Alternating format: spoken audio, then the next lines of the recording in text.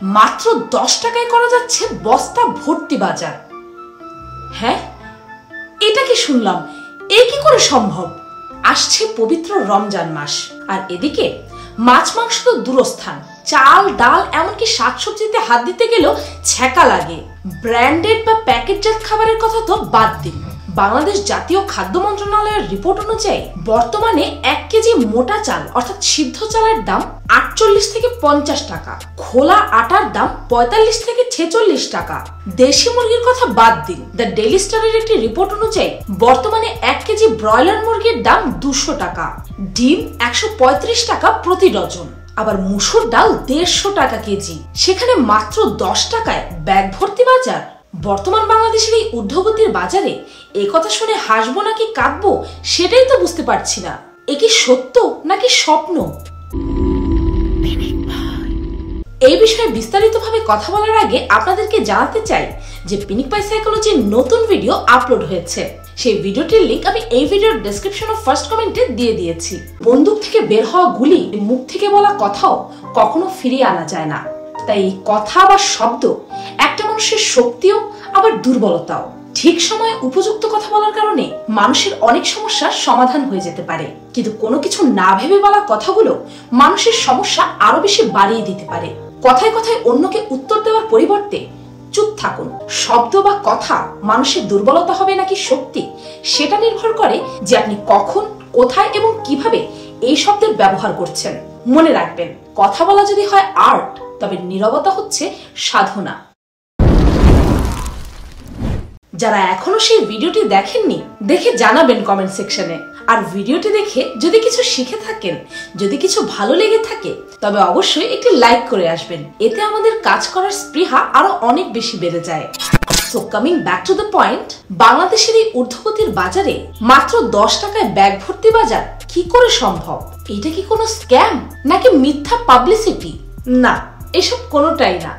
আসলে কি জানেন, বর্তমানের দুনিয়াটা এত বেশি আত্মকেন্দ্রিক হয়ে গেছে যে এই সমস্ত কথা শুনলে প্রথম দৃষ্টিতে মিথ্যা বা ভুয়া বলেই মনে হয়। তবে জেনে রাখুন, আজকের এই দিনেও এমন কিছু মানুষ আছে যারা কিনা মানুষ মানুষের জন্য এই লাইনটিকে সত্য প্রমাণিত করছে। আর এই 10 টাকার বাজারের রহস্য হচ্ছে মানবতা।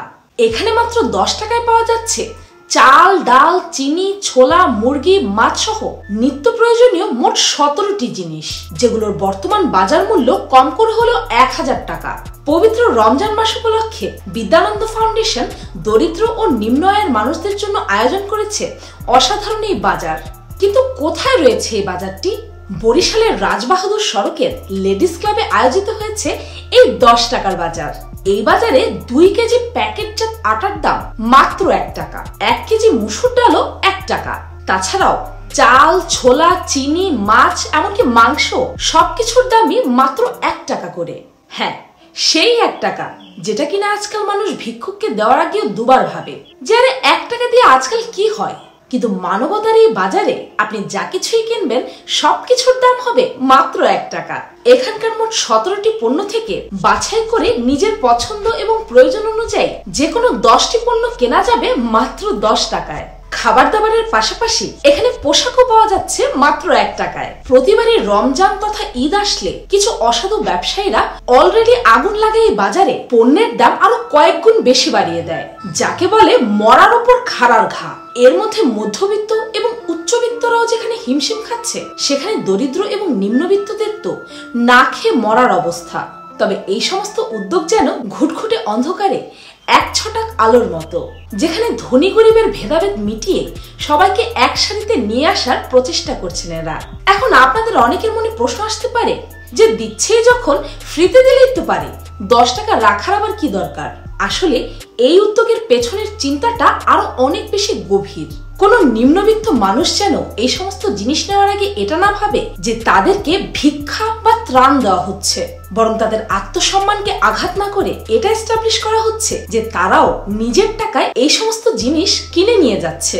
এদের একটাই উদ্দেশ্য, যেন এই বাজারে যে কোনো শ্রেণীর মানুষেরা নিজেদের পছন্দের খাবারটুকু কিনতে পারে এবং আনন্দের সাথে খেতে পারে।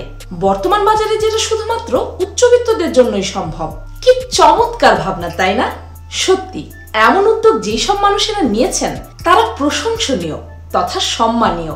তাই পিনিক পাই টিমের পক্ষ থেকে বিদ্যানন্দ ফাউন্ডেশনকে সাধুবাদ এবং সম্মান জানিয়ে ভিডিওটি এখানেই শেষ করছি।